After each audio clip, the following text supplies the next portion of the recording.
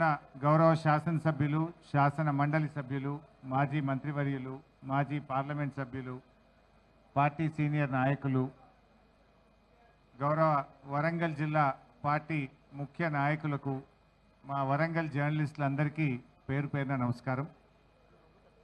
ముఖ్యంగా ఇప్పటికే అన్ని ఏర్పాట్లు కూడా పూర్తయినాయి. వరంగల్ జిల్లా పార్టీ నాయకులు బాలమల్లు గారు గత 10-15 రోజుల నుంచి ఇక్కడే ఉండి అద్భుతమైనటువంటి ఏర్పాట్లు చేశారు. వారందరికీ నా తరఫున అభినందనలు, కృతజ్ఞతలు కూడా తెలియజేస్తా ఉన్నా. మరి కేసీఆర్ గారి నాయకత్వంలో ఈ సభ చాలా అద్భుతంగా ఏర్పాట్లు జరిగాయి. అఫ్కోర్స్ వరంగల్ జిల్లాకు భారీ బహిరంగ సభలు జరిపిన ఘనత వరంగల్ జిల్లాకే ఉంది. గతంలో మహాగర్జన పేరిట 20 సభ జరిపిన చరిత్ర కూడా వరంగల్ జిల్లాకే దక్కింది. సో అందువల్ల వరంగల్ జిల్లా నాయకత్వం మొదటి నుంచి కూడా అద్భుతమైనటువంటి సభలు, సమావేశాలు జరిపారు. ఎప్పుడైనా బీఆర్ఎస్ పార్టీకి అతిపెద్ద సభలకు వరంగలే వేదిక అయింది. ఇప్పుడు కూడా కేసీఆర్ గారు మళ్ళీ వరంగల్లోనే ఈ యొక్క సభ జరపాలని నిర్ణయించడం, మరి ఈరోజు రాష్ట్ర వ్యాప్తంగా కూడా ఈ సిల్వర్ జూబ్లీ, ఈ రజతోత్సవానికి రాష్ట్ర ప్రజలు స్వచ్ఛందంగా పెద్ద ఎత్తున తరలి రావడానికి సిద్ధమయ్యారు. ఇప్పటికే చాలా జిల్లాల నుంచి పాదయాత్రన ప్రజలు ప్రారంభమై దారి మధ్యలో ఉన్నారు. ఎడ్ల బండ్ల మీద కొంతమంది చేరుకున్నారు, ఇంకా కొంతమంది చేరుకుంటా ఉన్నారు. కొంతమంది సైకిల్ యాత్ర మీద బయలుదేరారు. కొంతమంది స్వచ్ఛందంగా తమ సొంత వాహనాల్లో రావడానికి కూడా రాష్ట్ర వ్యాప్తంగా ప్రజలు కేసీఆర్ను చూడాలి, కేసీఆర్ గారు ఏం మాట్లాడతారో వినాలనేటువంటి ఒక ఉత్సాహం ఈ రాష్ట్ర వ్యాప్తంగా కూడా కనబడతా ఉంది. బీఆర్ఎస్ రజతోత్సవం అంటే ఇది తెలంగాణ ప్రజలందరికీ కూడా నిజంగా ఒక రకంగా పండగ లాంటిదే. బీఆర్ఎస్ పార్టీ లేకపోతే ఇవాళ తెలంగాణ లేదు, తెలంగాణ లేకపోతే ఇవాళ ఇంత అభివృద్ధి మనం చూసేటువంటి వాళ్ళం కాదు. ఆనాడు సమైక్య రాష్ట్రంలో కరువు కాటకాలకు నిలయంగా, వలసలకు నిలయంగా, ఆత్మహత్యలకు నిలయంగా ఉన్న ఈ ప్రాంతానికి విముక్తి కలిగించి తెలంగాణ ఆత్మగౌరవ బావుటా ఎగిరేసినటువంటి పార్టీ ఇవాళ బీఆర్ఎస్ పార్టీ. రాష్ట్రాన్ని సాధించింది బీఆర్ఎస్ పార్టీ, రాష్ట్రాన్ని అభివృద్ధి పథంలో నడిపించింది బీఆర్ఎస్ పార్టీ. ఇవాళ ప్రతిపక్షంలో కూడా కాంగ్రెస్ ప్రభుత్వం మెడలు వంచి ప్రజల పక్షాన నిలిచింది కూడా బీఆర్ఎస్ పార్టీ. సో బీఆర్ఎస్ ఏ పాత్రలో ఉన్నా ప్రజల పక్షమే. ఆనాడు ఉద్యమ పార్టీగా ఉన్నా, 10 ఏళ్ళు అధికారంలో ఉన్నా, ఈ ఏడాదిని అర్థం ప్రతిపక్షంలో ఉన్న బీఆర్ఎస్ ఎప్పుడూ ప్రజల పక్షమే. ప్రజలు ఏ రోల్ ఇచ్చినా ప్రజల ఆకాంక్షల కోసం పనిచేసేటువంటి పార్టీ ఇవాళ బీఆర్ఎస్ పార్టీ.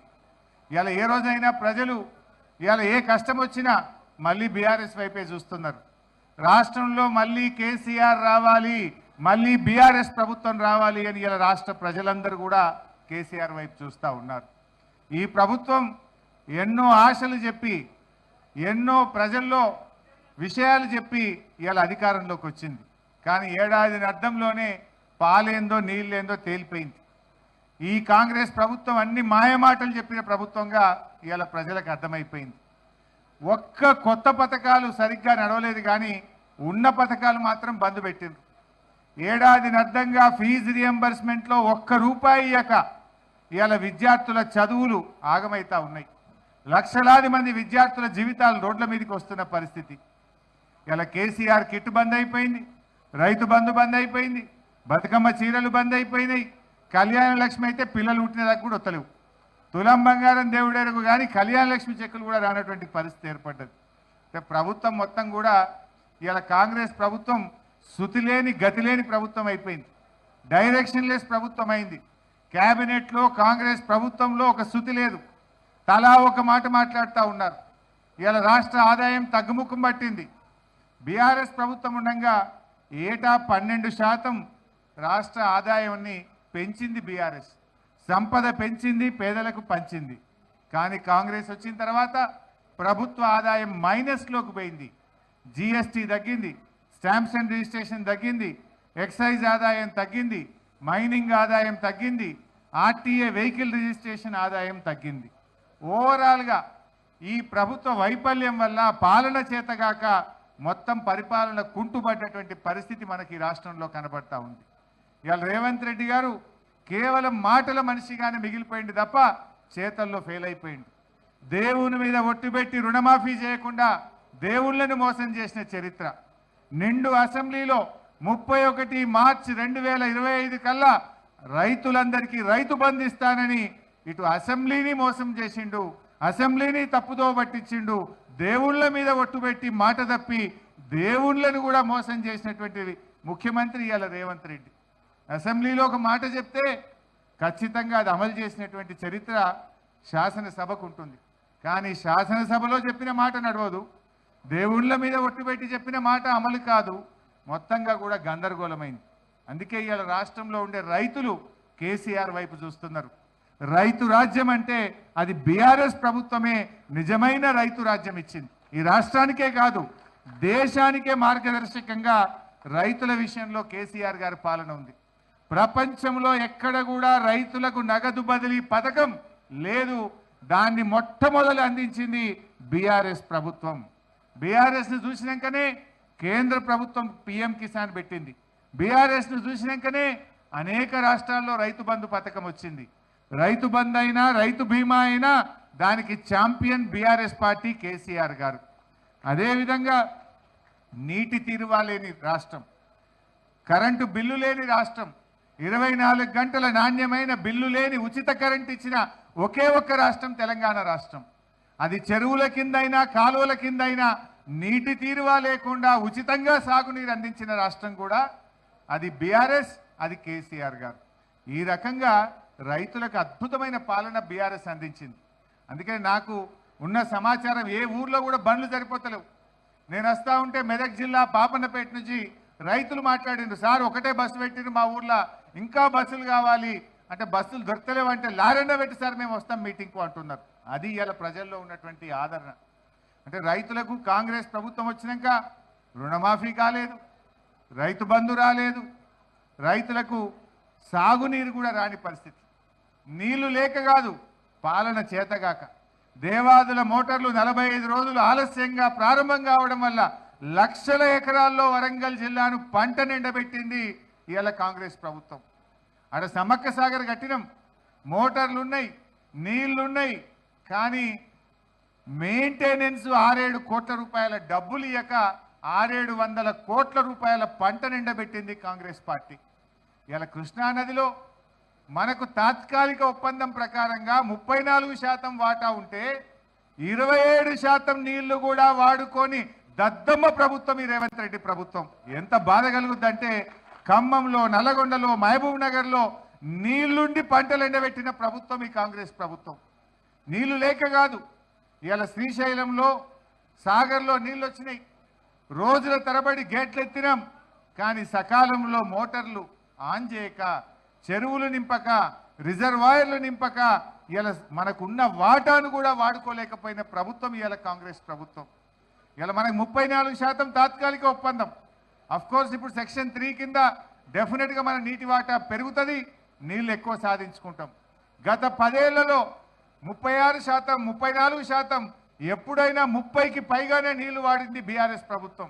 కానీ కాంగ్రెస్ ప్రభుత్వ చేతగానితనం వల్ల, నిర్లక్ష్యం వల్ల, రైతుల మీద ప్రేమ లేక, మోటార్లు ఆన్ చేయక 27% మాత్రమే కృష్ణా నదిలో నీళ్లు వాడి పంటలు ఎండబెట్టింది ఇలా కాంగ్రెస్ ప్రభుత్వం.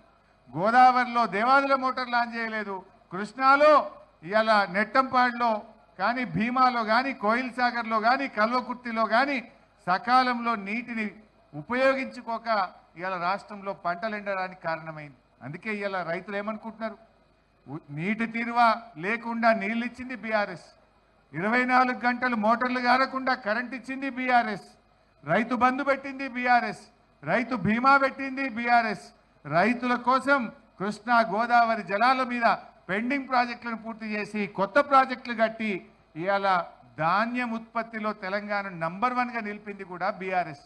అందుకే ఈ సభకు రైతులు పెద్ద ఎత్తున వస్తూ ఉన్నారు, యువత పెద్ద ఎత్తున కదలి వస్తూ ఉన్నారు. స్వచ్ఛందంగా కూడా రాష్ట్ర వ్యాప్తంగా కూడా మా అంచనాలకు మించిన జనం వస్తారనేది ఈరోజు మాకు వస్తున్నటువంటి సమాచారం. పార్టీ మా పార్టీ తరఫున తరలించే జనం కాకుండా స్వచ్ఛందంగా వచ్చే జనమే చాలా ఎక్కువగా కనబడతా ఉన్నారు.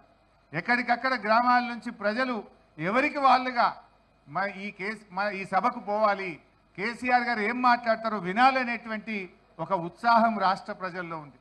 నిజానికి ప్రజలకే కాదు, కాంగ్రెస్ వాళ్ళకి ఎక్కువ ఉన్నట్టుంది. కాంగ్రెస్ నాయకులే ఎక్కువ మాట్లాడుకుంటున్నట. ఏం మాట్లాడతాడు రాబాయ్ కేసీఆర్, ఏం చెప్తాడు రాబాయ్ ఈ సభలో అని చెప్పి ఇలా కాంగ్రెస్ నాయకుల్లో కూడా టెన్షన్ స్టార్ట్ అయిపోయింది. ఏం టెన్షన్ స్టార్ట్, మీరు ఏం తంటాలు పడ్డా ఖచ్చితంగా మళ్ళీ వచ్చేది ఈ రాష్ట్రంలో బీఆర్ఎస్ ప్రభుత్వం. 600 అయినా ఈ రాష్ట్రంలో మళ్ళీ బీఆర్ఎస్ ప్రభుత్వం అధికారంలోకి వస్తుంది, ప్రజల ఆకాంక్షలు నిజం చేస్తుంది. ఎందుకంటే ఇవాళ ప్రజలకు కూడా ఒక విషయం అర్థమైంది, ఇలా కాంగ్రెస్ది మాటల ప్రభుత్వం తప్ప అది చేతల్లో అమలు చేయలేకపోయింది. కొత్త పథకాలు దేవుడరికి కానీ ఉన్న పథకాల్ని కూడా ఇవాళ చేతులు ఎత్తినటువంటి పరిస్థితి ఉన్నది. ఆర్థికంగా ఈరోజు రోజు రోజుకు కూడా ఇవాళ ప్రజలు చితికిపోతా ఉన్నారు, ప్రజలు ఇబ్బంది పడతా ఉన్నారు, ప్రజలు కష్టాల్లో పడుతూ ఉన్నటువంటి పరిస్థితి కనబడ్డది. అందువల్ల ప్రజలు కూడా మళ్ళీ కేసీఆర్ రావాలనేటువంటి ఆలోచనకు ప్రజలు వచ్చారు. అందుకే రాష్ట్ర వ్యాప్తంగా కూడా తెలంగాణ వాదులను, ఉద్యమకారులను, ప్రజలను, యువతను, రైతులందరికీ కూడా పిలుపునిస్తా ఉన్నాం. రేపటి సభకు మీరందరూ కూడా స్వచ్ఛందంగా పెద్ద ఎత్తున తరలి రావాలని కోరుతా ఉన్నాం. ముఖ్యంగా కార్యకర్తలతో కూడా మనవి, కావాలని ప్రభుత్వము పోలీసులు ట్రాఫిక్ జామ్ చేసే కుట్రలు చేస్తుంది. దయచేసి వాలంటీర్లు, కార్యకర్తలు ఎక్కడికక్కడ మనమే స్వీయ క్రమశిక్షణ పాటించాలి. ఎక్కడ కూడా ట్రాఫిక్ జామ్ కాకుండా చూసుకోవాలి. మనము ఓవర్టేకులు చేసి ఒక బండికి ఒక బండి అడ్డం పెట్టుకొని ట్రాఫిక్ జామ్ కాకుండా చూడండి. ముఖ్యంగా పార్టీ వాలంటీర్స్, పార్టీ నాయకత్వం అవసరమైతే దిగి మనమే ఎక్కడికక్కడ ట్రాఫిక్ పోలీసులుగా, వాలంటీర్లుగా డ్యూటీ చేసైనా సరే ఎక్కడ ట్రాఫిక్ కంజెషన్ రాకుండా చూసుకోవాలి. రోడ్డు మీద నిలబడండి అవసరమైతే. దయచేసి అందరు కూడా సహకరించాలి. ప్రజలకు కూడా మేము విజ్ఞప్తి చేస్తూ ఉన్నాం. వరంగల్ ప్రజలు విఘ్నులు. మొదటి నుంచి కూడా ఆచార్య జయశంకర్ గారు మరి ఇదే వరంగల్ నుంచి కేసీఆర్ గారికి వెన్నుదన్నగా నిలబడ్డారు. కేసీఆర్తోనే తెలంగాణ సాధ్యమవుతుందని జయశంకర్ సార్ బతికున్నంత కాలం కేసీఆర్ వెంట ఉన్నారు, కేసీఆర్ని ఆశీర్వదిస్తూ నడిపారు. వరంగల్ ప్రజలు ఎప్పుడు సభలు జరిగినా ఎంతో గొప్పగా తరలి వచ్చిండ్రు, సహకరించిండ్రు. రేపు ఆదివారం సెలవు దినం కూడా వరంగల్ పట్టణ ప్రజలు కానీ పరిసర ప్రాంతాల ప్రజలు కూడా సహకరించి, వ్యాపారస్తులు అందరూ కూడా సహకరించి రేపు కొంచెం ట్రాఫిక్ రెగ్యులేషన్లో కూడా మమ్మల్ని ఆశీర్వదించాలి, సహకరించాలని ప్రజల్ని కోరుతా ఉన్నాం. ఈ సభ రజతోత్సవ సభ, ఇది పార్టీ జరుపుకునే సభ కాదు. ఈ రాష్ట్రం కోసం, ఈ రాష్ట్ర ప్రజల కోసం, ఈ రాష్ట్ర ప్రజలు పడుతున్న కష్టాల్ని దూరం చేయడం కోసం, ప్రభుత్వం మీద ఒత్తిడి తేవడం కోసం, ఈ పార్టీ సాధించిన విజయాలను చెప్పడంతో పాటు ప్రజల కోసం జరిగేటువంటి సభ. ఈ సభ ఈ రాష్ట్రం కోసం, ఎందుకంటే బీఆర్ఎస్ పుట్టిందే తెలంగాణ కోసం. బీఆర్ఎస్ తెలంగాణ ప్రజల గుండెల్లో నుంచి, తెలంగాణ ప్రజల ఆలోచనలో నుంచి పుట్టినటువంటి పార్టీ కనుక రేపటి సభ విజయవంతానికి వరంగల్ ప్రజలు, ఈ పరిసర ప్రాంతాల ప్రజలు, వ్యాపారస్తులు అందరూ కూడా సహకరించాలి. ట్రాఫిక్ ఇబ్బంది రాకుండా కూడా మీరు ఆశీర్వదించాలని చెప్పి నేను ప్రజలకు అప్పీల్ చేస్తూ ఉన్నాను. అదేవిధంగా రాష్ట్ర వ్యాప్తంగా కూడా అందరూ కూడా తరలి రండి. కొంచెం ఇబ్బంది అయినా కూడా ఎక్కడికక్కడ దిగి రెగ్యులేట్ చేయండి ట్రాఫిక్ను. ట్రాఫిక్ జామ్ కాకుండా మనకు మనమే స్వీయ క్రమశిక్షణ పాటిస్తూ రెగ్యులేట్ చేసుకొని సభను విజయవంతం చేయాలి. జనం రాకపోవడం అనే ప్రశ్న లేదు. అంచనాలకు మించిన జనం రాబోతున్నారు. కానీ ప్రభుత్వము, పోలీసులు కుట్ర చేసే అవకాశం ఉంటుంది కనుక ట్రాఫిక్ జామ్ జరగకుండా కార్యకర్తలు చాలా జాగ్రత్త పాటించి ఓపికతోని రెగ్యులేట్ చేసుకొని అందరూ సభాస్థలికి చేరుకోవాలి. అందరూ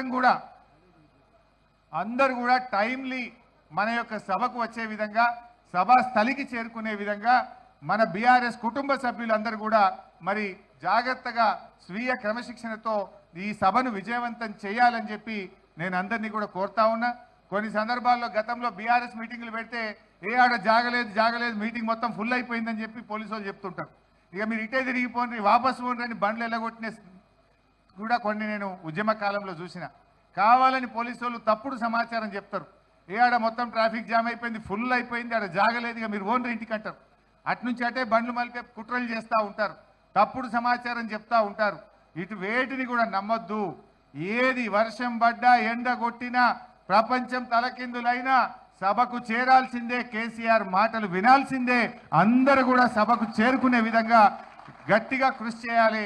సభకు అందరూ కూడా వచ్చి దీన్ని విజయవంతం చేసి మనందరం కూడా మళ్ళీ బీఆర్ఎస్ ప్రభుత్వం రావాలి, మళ్ళీ కేసీఆర్ ముఖ్యమంత్రి కావాలని మనందరం కూడా ఇక్కడ ప్రతిజ్ఞ భూని కంకణబద్దులై ఈ సభాస్థలం నుంచి కదలే విధంగా ఈ సభను విజయవంతం చేయాలని చెప్పి కోరుకుంటూ అందరికీ నమస్కారం. జై తెలంగాణ.